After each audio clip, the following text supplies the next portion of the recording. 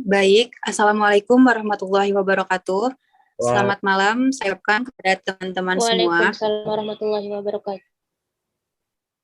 Saya dari kelompok 2 sebagai moderator akan menjelaskan mengenai kesulitan orang asing dalam mempelajari bahasa Indonesia.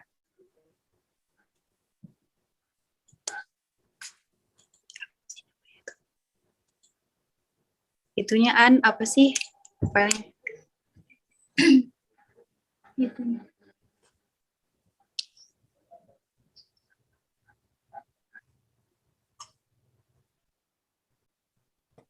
Baik, di sini kami beranggotakan saya sendiri, Alia Desvita Upipa,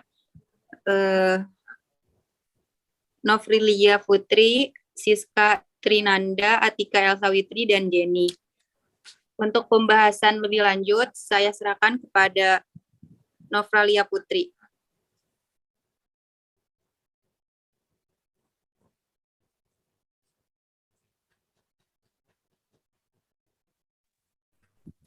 Baik, di sini saya akan menjelaskan tentang apa yang dibahas tentang kasus yang dikatakan moderator tadi. Beberapa hasil temuan yang didapatkan dari penelitian ini akan dijelaskan secara deskriptif, kualitatif. Sekitar 40 pertanyaan di dalam kuesioner yang ditanyakan kepada siswa dan juga beberapa pertanyaan lebih lanjut yang ditanyakan kepada siswa ketika melakukan wawancara tentang kesulitan yang dihadapi oleh pembelajar dalam mempelajari bahasa Indonesia di Universitas Nottingham dijelaskan sebagai berikut. Hasil baik dari observasi, kuesioner, maupun wawancara menemukan beberapa kesulitan yang dihadapi oleh para pembelajar dalam mempelajari bahasa Indonesia di Universitas Nottingham. Beberapa kesulitan tersebut diantaranya sulitnya melafalkan beberapa alfabet dalam bahasa Indonesia. Pengucapan merupakan kesulitan terbesar untuk pembelajar bahasa Indonesia di Universitas Nottingham. Beberapa pembelajar sangat sulit untuk melafalkan kosakata yang memiliki alfabet R atau M. Hal ini disebabkan oleh bahasa ibu mereka yang tidak memiliki pelafalan alfabet yang sama dengan bahasa Indonesia. Hal ini bisa dilihat dari jawaban kuesioner siswa-siswa. Salah satu tantangan dalam mempelajari bahasa Indonesia adalah pengucapan. Karena ada beberapa bunyi yang tidak ada baik di dalam bahasa Inggris maupun Perancis. Contohnya, di kata mengantuk atau mengobrol. Hal ini juga didukung dengan hasil observasi penulis, yang mana para pembelajar merasa sangat sulit melafalkan kosakata yang sulit seperti r. Dan ketika berbicara maupun melafalkan kosakata yang memiliki bunyi susah, para pembelajar merasa sedikit frustasi dan kurang percaya diri. Sehingga terkadang para pembelajar berhenti lalu berpikir dan mengucapkan kosakata tersebut dan melihat respon dari penulis untuk membenarkan atau memperbaiki pengucapan yang salah. Sedangkan yang kita ketahui salah satu kunci kesuksesan dalam pemerolehan bahasa kedua atau bahasa target adalah motivasi yang tinggi untuk mempelajari bahasa tersebut. Sehingga dalam kondisi seperti ini, penulis seringkali meminta para pembelajar untuk tetap berlatih dan tetap menghargai usaha yang dilakukan oleh pembelajar. Sekian penjelasan dari saya kembalikan kepada moderator. Baik, terima kasih saya ucapkan kepada Lia. Berikutnya akan dijelaskan oleh Siska. Pada Siska saya persilahkan. Baik, yang kedua, kurangnya waktu baik dalam belajar maupun latihan bahasa Indonesia.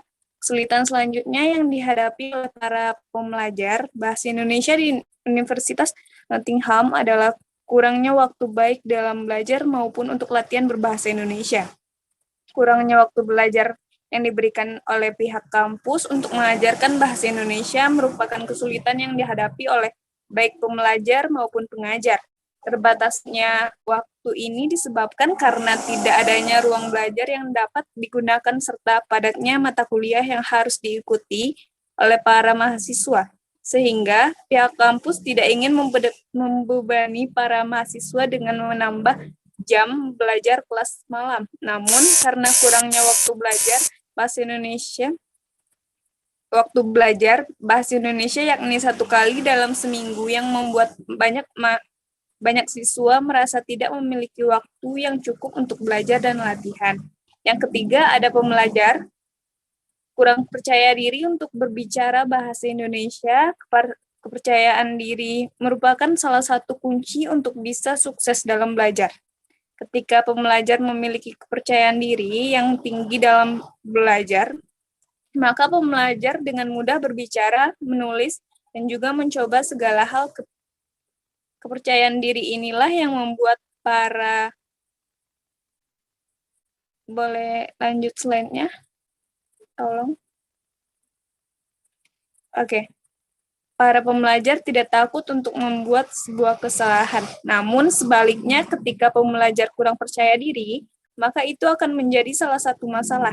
Dari hasil observasi, penulis mengamati kebanyakan pembelajar takut untuk berbicara atau latihan untuk membuat kalimat.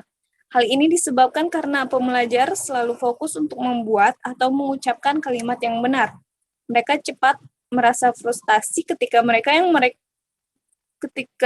kalimat yang mereka buat salah dan menurut pengamatan penulis.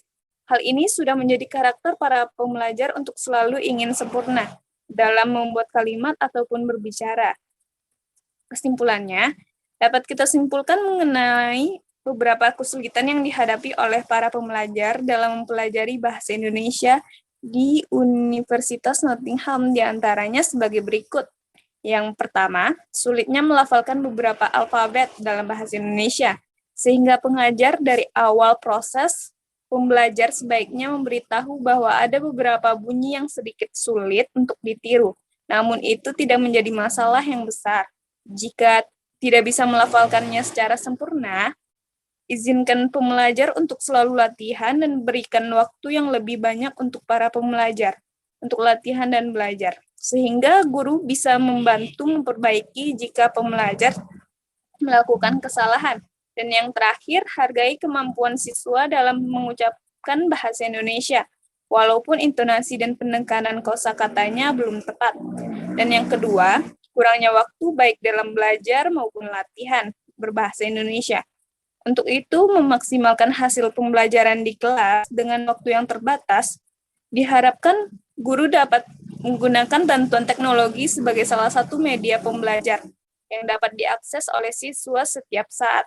Dan juga sebaiknya untuk pengajar selanjutnya agar bisa berkomunikasi dari awal dengan pihak kampus untuk menambah waktu pembelajaran bahasa Indonesia di setiap minggunya. Yang ketiga, pembelajar kurang percaya diri untuk berbicara bahasa Indonesia. Untuk menumbuhkan kepercayaan diri pada para pembelajar, salah satunya dengan cara, tolong lanjut slide berikutnya. Oke. Dengan cara berbicara dan mendekati pembelajar tersebut secara perorangan. Para pembelajar baru sadar bahwa belajar bahasa bukan untuk mencari siapa yang benar dan siapa yang salah, serta siapa yang bagus dan siapa yang tidak bagus. Akan tetapi, para pembelajar harus merasa nyaman dan tidak merasa terbebani dalam mempelajari bahasa. Berikan banyak pujian atas usaha yang dilakukan dan tetap memberikan perhatian lebih terhadap pembelajar yang memiliki tingkat kepercayaan diri yang rendah. Baik, terima kasih kepada Siska. Berikutnya akan dijelaskan oleh Atika mengenai solusi atas kesulitan penutur asing dalam pembelajaran dan mengucapkan bahasa Indonesia. Kepada Atika, saya persilahkan. Terima kasih kepada moderator. Yang pertama, kasusnya yaitu sulitnya melafalkan beberapa alfabet dalam bahasa Indonesia. Solusinya adalah pengajar bisa membantu memperbaikinya jika pembelajar belum bisa melafalkannya dengan sempurna. Dekati semua pembelajar untuk mengecek tingkat kefasihan mereka, dan berikan waktu yang lebih banyak untuk para pembelajar untuk latihan dan belajar. Karena semakin sering pembelajar berlatih melafalkannya, maka akan semakin bagus pula intonasi dan pengucapan kosakatanya. Kasus yang kedua yaitu kurangnya waktu baik dalam belajar maupun latihan bahasa Indonesia. Solusinya adalah pengajar bisa mendatangi satu-satu pembelajar yang mengalami kesulitan. Dapat juga menggunakan media teknologi pembelajaran yang dapat diakses setiap saat dan mengajukan penambahan waktu belajar pada pihak kampus. Pengajar juga bisa mendampingi para pembelajar bahasa Indonesia dalam mengerjakan atau menjelaskan materi. Kasus yang ketiga yaitu pembelajar kurang percaya diri untuk berbicara bahasa Indonesia. Solusinya adalah tidak menuntut pembelajar agar bisa berbicara bahasa Indonesia seperti warga negara Indonesia asli. Bagi penutur asing yang memiliki beragam corak bahasa dari daerahnya masing-masing, tentu sangat sulit bagi mereka untuk dapat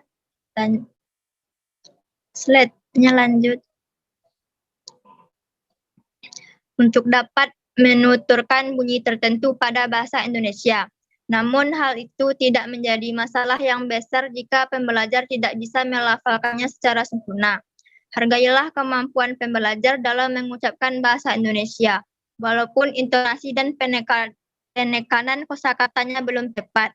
Berikan banyak pujian atas usaha yang dilakukannya dan tetap memberikan perhatian lebih terhadap pembelajar yang memiliki tingkat kepercayaan diri yang rendah. Baiklah, saya kembalikan kepada moderator.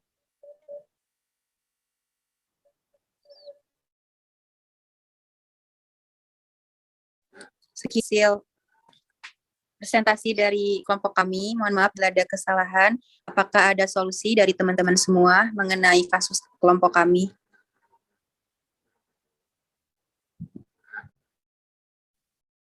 Izin menambahkan, moderator. Iya, silahkan.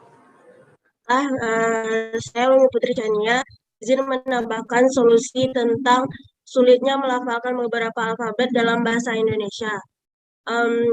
Ada beberapa tambahan solusi yang saya miliki agar dapat pengajar lakukan terhadap pembelajaran asing dalam mempelajari bahasa Indonesia. Yang pertama yaitu kita bisa meminta pembelajar asing dalam mempelajari tambahan kosakata ungkapan sehari-hari.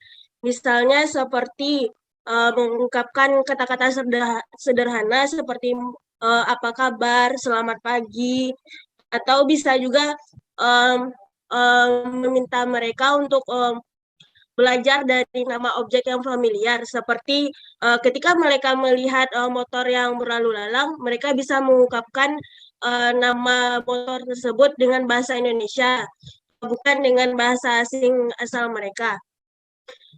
Tambahan yang kedua yaitu dengan meminta pembelajar bahasa asing membaca buku tambahan tentang bahasa Indonesia, seperti buku-buku ringan yang bisa memudahkan pembelajar asing dalam berbahasa Indonesia. Yang ketiga yaitu bisa meminta mereka menonton film atau mendengarkan musik Indonesia yang ringan. Yang keempat yaitu membiarkan mereka berpikir kritis menggunakan bahasa Indonesia walaupun masih pelan-pelan mereka lakukan. Dan yang kelima yaitu kita bisa meminta mereka untuk menambahkan waktu pembelajaran atau mengambil kursus bahasa Indonesia yang lebih di tempat lain dengan suasana yang berbeda pula. Baiklah, moderator, hanya itu tambahan solusi dari saya. Terima kasih. Baik, terima kasih atas solusinya untuk kelompok kami. Apakah ada solusi lain dari teman-teman semua? Izin menambahkan, moderator. Boleh. Silahkan. Baik, saya akan menanggapi tentang penambahan solusi terkait kasus yang dinyatakan oleh kelompok 2, yaitu kasus yang kedua yang membahas tentang kurangnya waktu baik dalam belajar maupun latihan bahasa Indonesia. Adapun tambahan solusinya yaitu selain solusi yang sudah dipaparkan kelompok 2, ada baiknya juga saat waktu perkuliahan BIPA, penggunaan waktu yang tersedia didahulukan materi BIPA yang dianggap paling krusial. Misalnya, jika kita kaitkan dengan kasus yang pertama, di mana para pembelajar sulit dalam pelafalan beberapa alfabet, maka di waktu itu kita sebagai pengajar upayakan untuk mencari dan menemukan solusi tepat tentang permasalahan apa saja yang dihadapi oleh pembelajar, sehingga dalam pertemuan perkuliahan BIPA, berbagai macam evaluasi akan sangat membantu dalam mengefisienkan waktu. Baik, sekian dari saya, moderator. Baik, terima kasih. Apakah ada tambahan lain dari teman-teman yang lainnya? Saya ingin menambahkan sedikit, moderator. Jika tidak, ya silakan.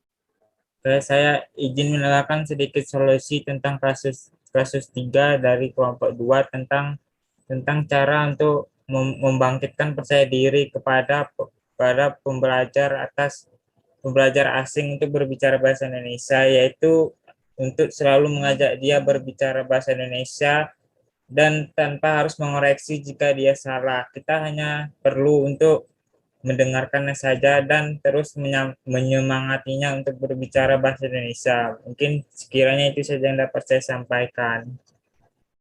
Terima kasih. Sama-sama. Terima kasih kembali. Apakah ada saran lain, solusi lain dari yang lainnya? Jika tidak ada, saya ucapkan terima kasih kepada teman-teman semua yang telah memberikan solusi tambahan kepada kelompok kami.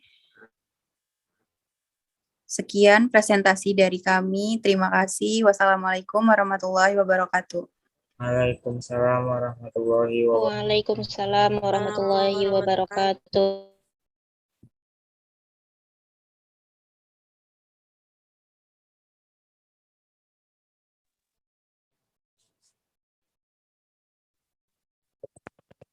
Warahmatullahi wabarakatuh. Waalaikumsalam warahmatullahi wabarakatuh. Kami dari kelompok 5 akan menampilkan kasus krusial yang menurut kami sangat krusial untuk pembelajaran BIPA. Perkenalkan sebelumnya, saya sendiri sebagai moderator Ajanisaya Ramadan dan anggota lainnya adalah 1 Dharma Gauri, 2 Wemi Putri Chania, 3 Nurgita Fauzia, dan 4 Ernawati. Baik, untuk penjelasan mengenai kasus krusial yang kami pilih akan dibacakan oleh Dharma Gauri. Kepada Dharma, dipersilakan. Terima kasih kepada moderator telah mempersilakan saya sebagai narasumber pada diskusi kali ini. Baiklah, kami dari kelompok 5 akan meninjau kasus mengenai pembelajaran BIPA ya. Jika tadi kelompok 2 meninjau kasusnya dari pelajar dari penutur asingnya, maka kami meninjau kasus dari calon pengajarnya. Nah, ini dia, kasus krusial yang dialami atau dirasakan kelompok 5 sebagai calon pengajar bagi penutur asing, yaitu adanya penguasaan bahasa lain selain bahasa Indonesia. Banyaknya generasi milenial yang mencampurkan bahasa Indonesia dengan bahasa asing atau disebut juga dengan bahasa gaul dalam kehidupan sehari-hari. Penggunaan kata yang disingkat, seperti misalnya, baik itu dalam pengucapan maupun penulisan. Tidak apa-apa jadi GPP gitu dan banyak lainnya. Lalu ada pengucapan kata yang diplesetkan, misalnya kata gemoy itu berasal dari kata gemas yang diplesetkan. Meninggoy itu berasal dari kata meninggal yang diplesetkan. Nah, seperti itu dianggap gaul sekarang gitu. Nah, hingga pengucapan kata yang dibalik bacaannya, misalnya kata bisa. Anak zaman sekarang menyebutnya sabi gitu kan. Nah, itu bahasa gaul hingga pengucapan kata yang dibalik bacaannya. Ada juga yang karena malu menggunakan bahasa daerah atau bahasa ibunya, sehingga tidak mengetahui mana bahasa baku yang baik dan benar dalam pembelajaran BIPA yang ditujukan untuk penutur asing nantinya. Nah, kebanyakan generasi milenial sekarang itu malu gitu untuk menggunakan bahasa daerah atau bahasa Indonesia. Karena pengaruh globalisasi juga mereka menganggap bahasa asing itu keren gitu. Jadinya bahasa kita menjadi dianggap kampungan atau tertinggal lah ya gitu. Nah, dari itu solusi dari kelompok 5 untuk memecahkan kasus ini berdasarkan pembelajaran BIPA merupakan salah satu perwujudan dari Undang-Undang Nomor 24 Tahun 2009. Sebagai seorang akademisi, kami menemukan beberapa kasus. Nah, seperti yang sudah disebutkan tadi, yang paling krusial dari kasus tersebut menurut kami adalah penggunaan dwibahasa. Nah, maksudnya untuk menjadi pengajar BIPA, kita adalah penutur asli dari bahasa Indonesia sendiri, yang juga nantinya akan membutuhkan bahasa asing tentunya ya, untuk memudahkan kita beradaptasi. Nah, selain itu, dilihat dari penggunaan bahasa masyarakat Indonesia, mereka juga cenderung mencampurkan bahasa Indonesia dengan bahasa lainnya, di mana bagi generasi milenial saat ini mereka sebut dengan bahasa gaul. Gitu. Next, moderator.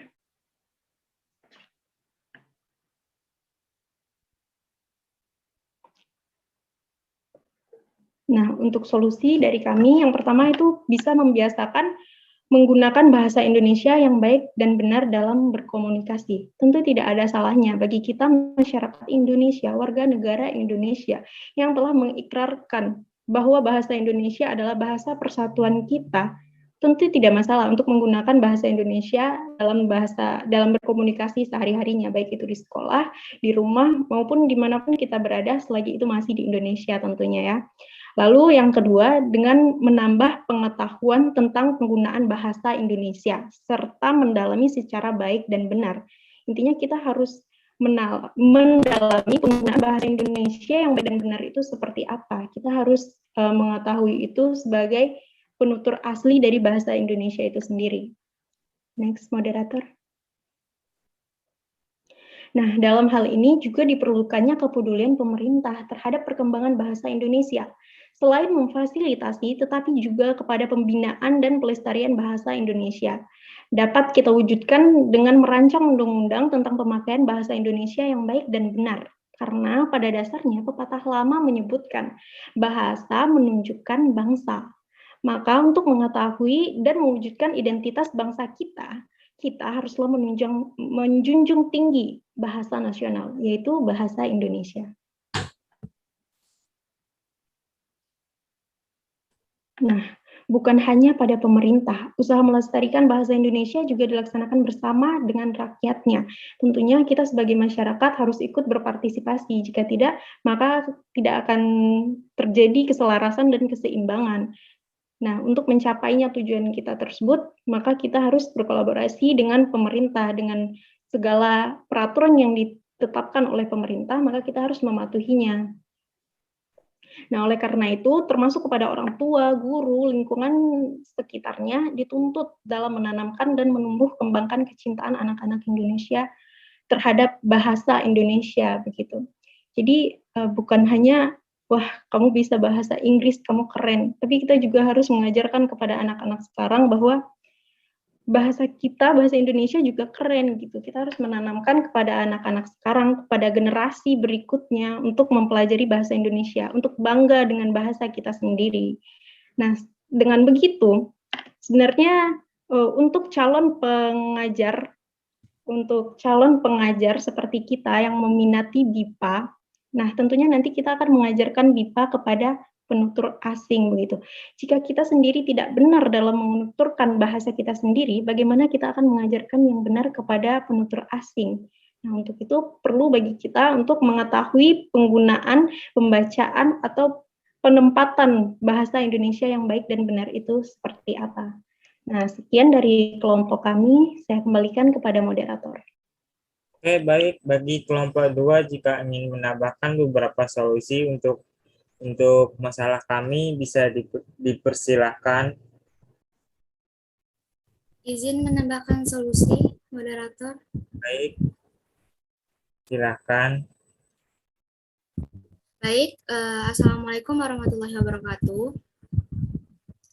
Baik, Di sini tambahan solusi dari saya mengenai penggunaan bahasa asing atau bahasa gaul yang dicampur dengan bahasa Indonesia yang membuat generasi milenial sekarang merasa malu untuk menggunakan bahasa ibu atau bahasa Indonesia itu sendiri. Ialah dengan cara menanamkan kepada generasi milenial sekarang bahwa di kalangan masyarakat asing pun bahasa Indonesia sangat banyak untuk diminati dan dipelajari untuk menambah pengetahuan bahasa di luar sana. Solusi berikutnya yaitu dengan menumbuhkan rasa cinta dan bangga karena mempunyai bahasa persatuan yang sudah diakui, bahkan sudah banyak ahli yang berpendapat bahwa bahasa Indonesia sangat berpotensi untuk menjadi bahasa internasional. Semua itu bukan tanpa alasan, karena para ahli tersebut melihat potensi dari sejarah yang sudah ada. Solusi selanjutnya yaitu orang-orang dapat membatasi antara kepentingan untuk selalu berbahasa asing atau berbahasa gaul dan menjaga kelestarian bahasa Indonesia sebagai identitas bangsa. Selanjutnya lagi yaitu membiasakan diri untuk tidak menggunakan bahasa asing atau bahasa gaul di segala tempat dan situasi tanpa mengenal formal ataupun non-formal kondisi saat itu. Terakhir, solusi dari saya yaitu kita sebagai mahasiswa yang mempelajari tentang BIPA mestinya dapat berkontribusi untuk menyampaikan kepada generasi milenial sekarang bahwa menggunakan bahasa Indonesia atau bahasa ibu kita bukanlah hal yang membuat kita akan dikucilkan di lingkungan dan membuat kita berbeda dari orang lain. Maka dari itu, sebagai mahasiswa kita dapat mengedukasi generasi milenial sekarang sekurang-kurangnya harus bisa menggunakan bahasa Indonesia dengan baik dan benar sesuai dengan kaidah yang tadi. Terima kasih. Sekian. Oke, terima kasih. Ilya, apakah ada yang lain untuk memberi masukan terhadap kasus kami?